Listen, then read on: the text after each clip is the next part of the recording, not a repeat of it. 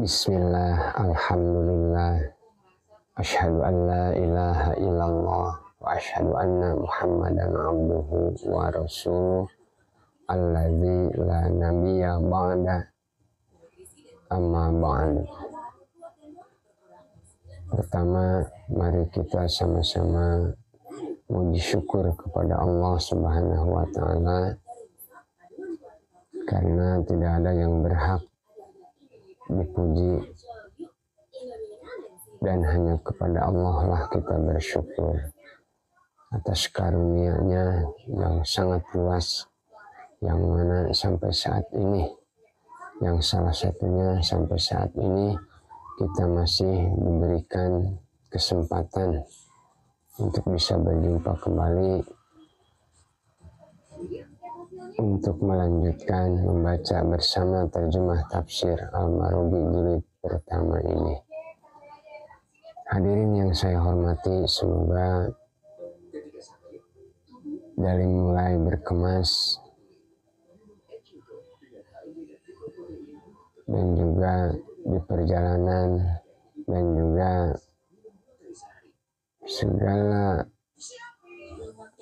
pengorbanannya untuk sampai ke tempat ini, insya Allah mendapat catatan amal soleh.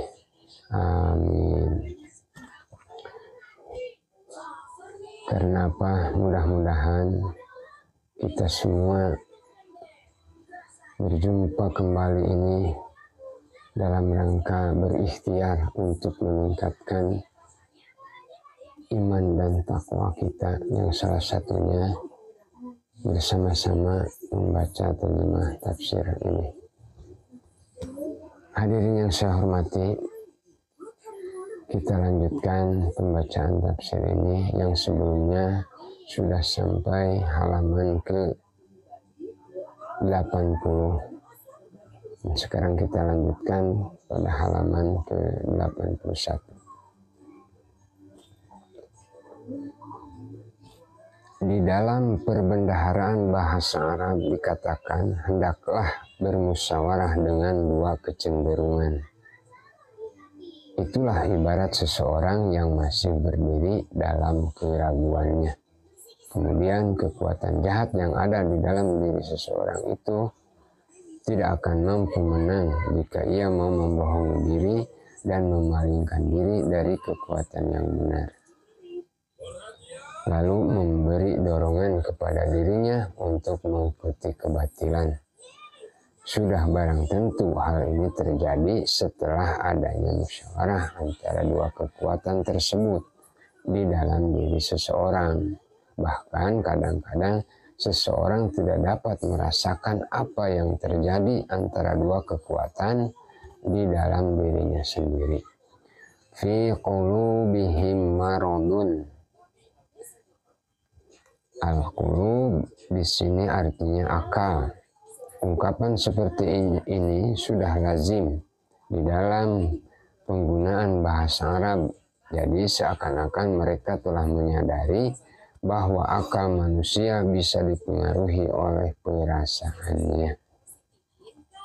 Sebab perasaan itulah yang mampu mendorong seseorang untuk melakukan suatu perbuatan. Sebagai sekedar bukti ialah ketika seseorang merasakan ketakutan atau kegembiraan, maka akal manusia bisa menjadi goncang. Penyakit yang menimpa akal ini dapat mengakibatkan lemah ingatan dan tidak mampu lagi memahami masalah-masalah agama, rahasia-rahasia yang terdapat di dalam agama, termasuk hikmah-hikmahnya. Jadi kehilangan akal inilah yang dimaksud di dalam Al-Quran dalam satu ayat yang berbunyi, lahum qulubun la yafqahuna biha. Artinya mereka mempunyai hati tetapi tidak dipergunakannya untuk memahami ayat-ayat Allah. Al-Quran surat Al-A'raf ayat ke-179. Sebab utama lahirnya penyakit tersebut ialah kebodohan, munafik, ragu-ragu, curiga, hasad, dan sifat-sifat lain yang dapat merusak akidah dan akhlak sehingga mengguncangkan stabilitas akal. Penyakit ini akan terus berjangkit pada diri seorang munafik sejak masa tenggang kerasulan. Mereka tidak akan mendapatkan keuntungan yang hakiki sekalipun mereka membaca kitab-kitab samawi, melainkan hanya sekedar bisa membaca. Mereka juga tidak mengamalkan ajaran-ajaran yang terkandung di dalamnya, rahasia yang terkandung. Padahal ajaran-ajaran tersebut mampu membersihkan jiwa dan dapat mengantarkan kepada pengamalan akhlak mulia, di samping pendalaman terhadap isi agama. Fazadahumullahu maradha. Setelah datang seorang pemberi peringatan dan pembaca berita gembira di kalangan mereka, sesudah barang tentu dibarengi dengan dalil dan hidayah yang jelas. Namun mereka tetap membangkang, tidak mau menggubrisnya. Bahkan mereka semakin fanatik berpegang teguh terhadap apa yang sudah mereka dapatkan sejak dahulu. Nur atau hidayah yang sampai kepada mereka tak bisa tampak di mata mereka. Penyakit telah lama bersemayam di dalam hati dan membakar dengan penuh kecenderungan terhadap kekuasaan yang kini telah hilang dari tangan mereka. Kini rongga dada mereka penuh dengan kedengkian melihat tambahnya kekuatan Rasulullah SAW di samping sikap segan rakyat terhadap beliau. Walahum adzabun alim. Kata alim berasal dari kata alima ya lama, yang artinya sangat sakit dirasakan hingga menembus hati orang yang disiksa. Bima kanu yakdzibu. Mereka menerima siksaan karena perbuatan dusta. Mereka berpura-pura sebagai seorang beriman kepada Allah dan hari akhir. Sikap dan perbuatan mereka tidak bisa dipercaya sebagai ungkapan hati nurani. Dengan demikian, siksaan yang mereka terima itu merupakan pembalasan terhadap perbuatan bohong mereka. Bukan siksaan atas dosa-dosa lainnya seperti kekafiran dan perbuatan-perbuatan lain yang menjijikkan. Kejahatan yang dilakukan.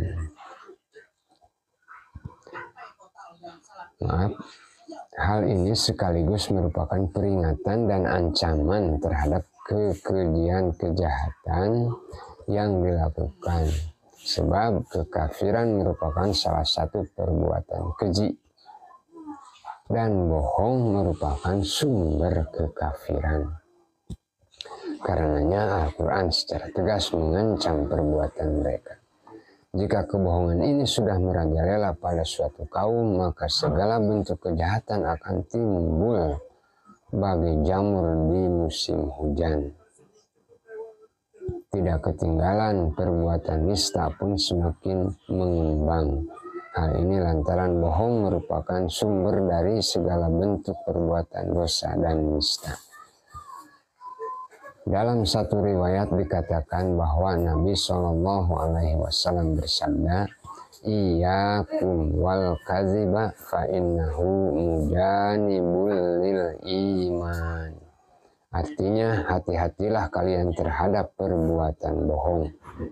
Karena perbuatan bohong itu bertentangan dengan iman. Hadirin yang saya hormati,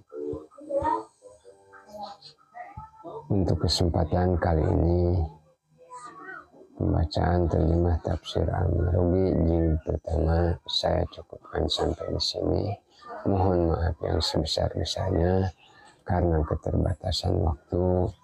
Insya Allah di lain waktu semoga Allah masih memberikan kesempatan kepada kita semua untuk bisa melanjutkan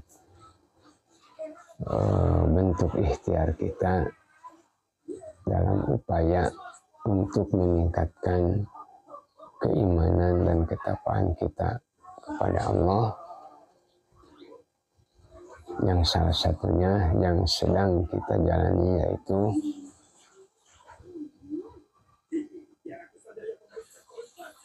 membaca terjemah tafsir Al-Marugi jilid pertama. Semoga kita semua dari mulai awal sampai saat ini dalam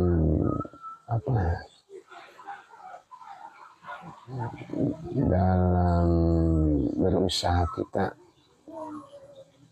berjuang kita untuk sampai pada titik pertemuan kita yang saat ini, semoga apapun perjuangannya tercatat sebagai catatan amal soleh.